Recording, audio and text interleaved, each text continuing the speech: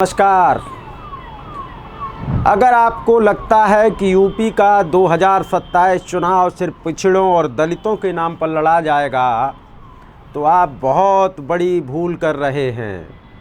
लखनऊ के गलियारों में एक ब्रह्मास्त्र तैयार हो रहा है जो रातों रात बाजी पलट सकता है। आखिर क्यों बेचैन हैं मायावती और अखिलेश? ब्राह्मणों के सामने क्यों नतमस्तक हैं? अगले 2 मिनट में देखिए पूरी सच्चाई। दरअसल 2027 का रण और ब्रह्मास्त्र की छीना झपटी सियासत के 2 चेहरे हैं। उत्तर प्रदेश की राजनीति में एक बार फिर वही पुराना खेल शुरू हो गया है। जातियों की बिसात और सत्ता की गोटियां फिट करने का खेल 2027 का चुनावी बुगल बजने में अभी भले ही वक्त है, लेकिन लखनऊ के गलियारों में ब्राह्मण कार्ड को लेकर जो घमासान मचा है उसने स्पष्ट कर दिया है कि विकास और सुशासन के दावों के नीचे आज भी जाति ही सबसे बड़ा सत्य है। वोट बैंक की ब्रह्मास्त्र वाली भूख अजीब विडंबना है।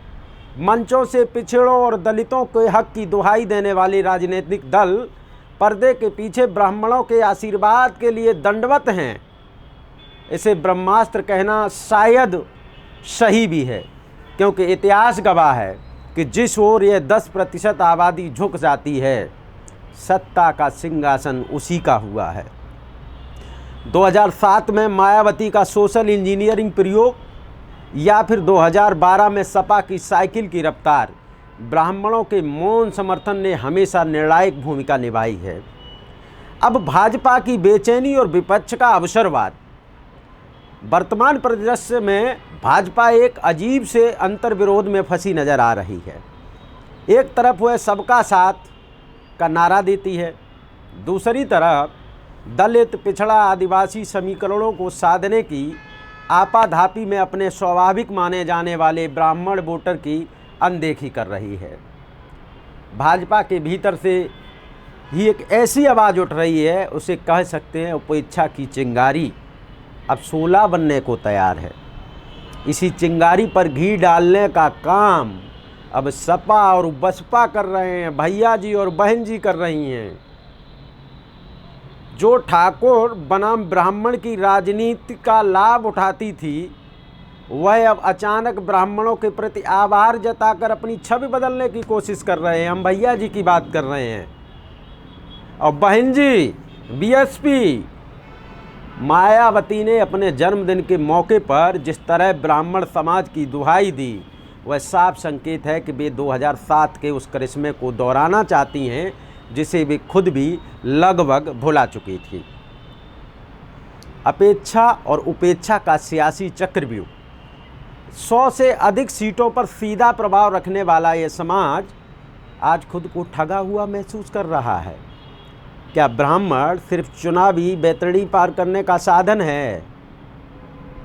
भाजपा को लगता है कि हिंदुत्व के नाम पर यह वोट बैंक नहीं कहीं नहीं जाएगा, लेकिन सच तो यह है कि वही विपक्ष को लगता है कि थोड़ी सी सहलाहट अगर कर देंगे तो भाजपा के किले में सेंध लग जाएगी।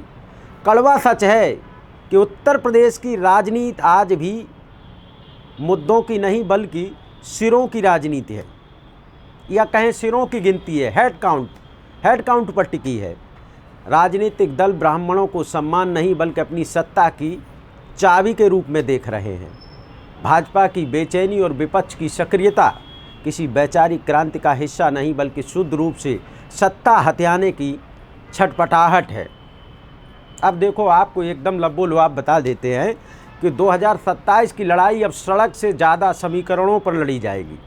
यदि भाजपा ने अपने सॉफ्ट हिंदुत्व और पिछड़ा कार्ड के बीच ब्राह्मणों की नाराज़गी को कम नहीं किया तो विपक्ष के समान वाली दुखती रग पर हाथ रखने का दाव उसे भारी पड़ सकता है। फिलहाल उत्तर प्रदेश की राजनीति आशीर्वाद बनाम उपेक्षा के उस चौराहे पर खड़ी है जहां से सत्ता का रास्ता केवल उसी दल के लिए खुलेगा जो इस 10% के अदृश्य प्रभाव को संतुष्ट रख पाएगा। भाई लास्ट में ना एक अनुरोध है, इस खबर को शेयर कर दीजिएगा। आप शेयर कर देते हैं ना तो बड़ा अच्छा लगता है। नमस्कार।